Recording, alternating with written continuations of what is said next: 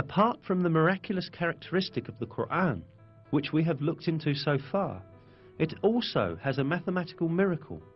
An example of this is the numbers of repetitions of some words in the Quran. Some related words are surprisingly repeated the same number of times. Below are such words and the numbers of their repetitions in the Quran.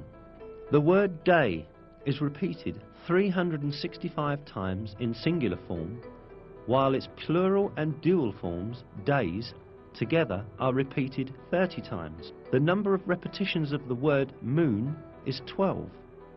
The word punishment is repeated 117 times, while the expression forgiveness, which is one of the basic principles of the Quran, is repeated exactly twice as many times. The number of times the words world and hereafter are repeated is also the same, 115.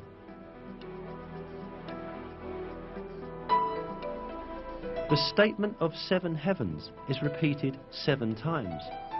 The creation of the heavens is also repeated 7 times. The word faith, iman, without genitive, is repeated 25 times throughout the Quran, as is also the word infidelity or covering over the truth, kufr. The word zakah is repeated 32 times, while the number of repetitions of the word blessing is also 32.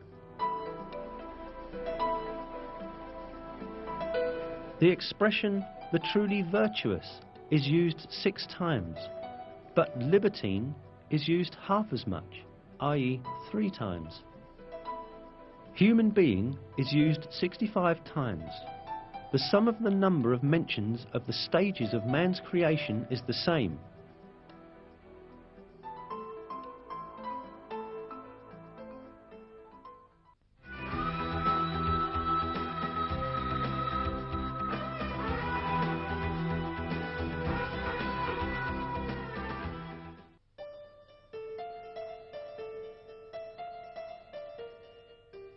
All that we have seen so far shows us an apparent fact.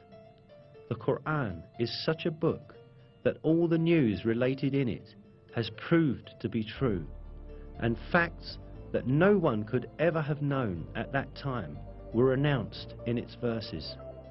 Certainly this provides clear evidence that the Quran is not the word of man.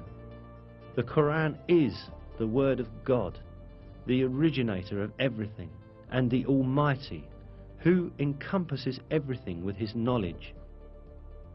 In a verse, God remarks on the Quran, "If it had been from other than God, they would have found many inconsistencies in it."